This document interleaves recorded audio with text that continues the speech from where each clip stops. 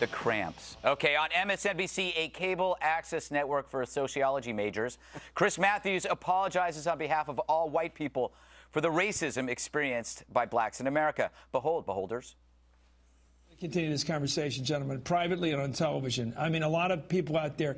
I'll just tell you one thing, and I'm speaking now for all white people, but especially people who have tried to change the last 50 or 60 years. And a lot of them have really tried to change. And I'm sorry for this stuff. I think he meant white-haired people. On behalf of loud talk show hosts everywhere, I apologize for that apology. Now, I don't doubt his sincerity. I think he really does mean well. But you think his guests really wanted an apology? Short answer, no. Longer answer, no, no, no, no, no.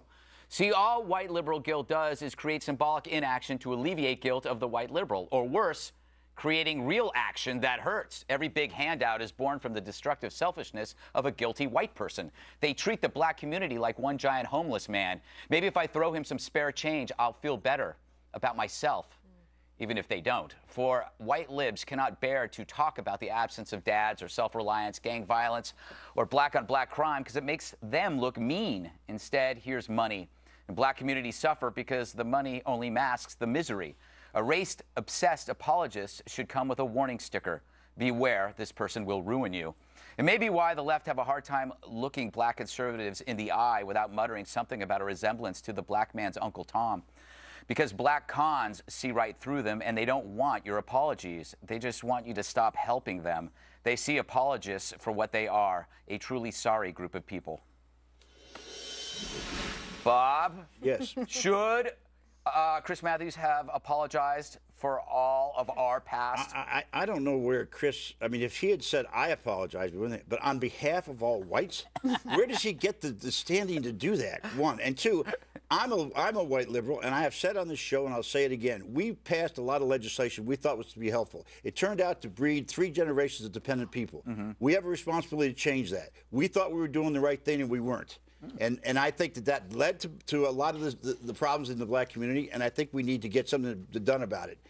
Instead, there are some people who just refuse to deal with the poverty programs the way we put them together in the 60s. We made a mistake. Our hearts were in the right place, but we made a mistake. I love Bob. Yeah. Can you expand on what you're talking about, though? Yeah, I can tell you. Welfare for children of there's a program that the more children you get, the more money you get. And the fathers have these guys go around and get everybody pregnant. And the other thing was we built these god-awful tall buildings and they became crime infested. I mean, projects. Yeah, I mean, we put projects every place. Could you address what you're saying? So if a welfare program is bad and not helpful, aren't bigger and more welfare programs worse and less helpful? No, I don't want to get into that. I want to get into the things that we did that are causing a lot of this to happen. And no, wait a minute. I'm saying it bred 3 generations of dependent blacks, and we need to change that. And isn't the accessibility of food stamps that used to be for real people in poverty, and now it's just about anyone that says they'd like to have more. Well, more white people. But the ease of redistribution, ease of welfare. But more white people get food stamps than blacks. Isn't that a dependent society? We're building a dependent society. Well, you can say that about then every white person who gets food stamps, every Hispanic. I agree. Well, food stamps are colorblind, Bob. That's right. But there were programs directed at the black community. He's coming around, folks. Yes. I'm not going. Listen, I'm trying to be honest here about some of the things that I recognize. We appreciate it. That's why Bob's awesome. Kimberly, what are your thoughts on all I feel like this? we just had a breakthrough moment here, and I'm going to celebrate with ice cream later feel with it. Bob. The energy. Yeah, look, I mean, I don't know what Chris Matthews is doing, except I feel like that whole network, that they're just chasing an audience or something. It's some kind of like big appeasement puddle they're making over there to try and get people to step into it and say, appeasement puddle. Come here, come here, come with us. We have a tent for you. I don't want to be in that sweaty tent. It's very bizarre. The comments that are made doesn't make any sense. It's just sort of sad at this point. Dana, what are your thoughts on this? Well, appeasement I apologize for everything at all times for everything. Yes. I'm just that's kind of in my nature. I don't think Chris Matthews speaks for most white-haired people even. White-haired But yeah, in 4th and 5th grade, when I lived in Denver, Denver was one of the first cities to start the integrated school system, and they're trying to do it through busing.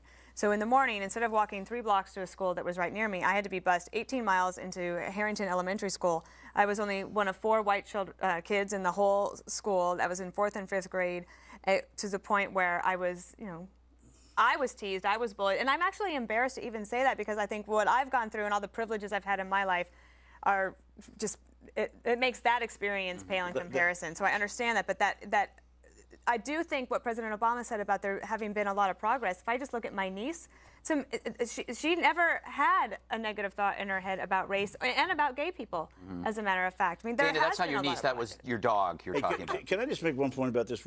There's been studies now done with kids who were bused. And in fact, it was a negative. It did not help. It did not lift people up in their grade point average or a lot of other things. And what it did was, it was a forced way to force integration, which got a lot of people angry. I don't know if you remember. You guys are too young probably, but South Boston went crazy when this happened, and it was unnecessary. Absolutely. What would have been helpful is to get better teachers and get better schools. I agree. Wow. What happened to you? I slipped something in You know the guy who started speaking Swedish overnight because he hit his head? Yes. It's like you hit your head. Well, wait till the next block. Normal, conservative. Can you please Welcome, allow brother. me? Will you Welcome. please It's a allow long me? time coming. What I said about this at the beginning, which I think there's a lot of programs that are very good, like Head Start. There are a lot of them that did breed dependency, and I think we need to deal with them. I am not leaving my positions here. I'm trying to move this conversation along. Good for you. Let's And wait we got to till move. the next block when we talk about the unions. Yeah, this is going to be great. It's all going to go to HE double toothpicks. Hockey sticks. Hockey sticks, whatever.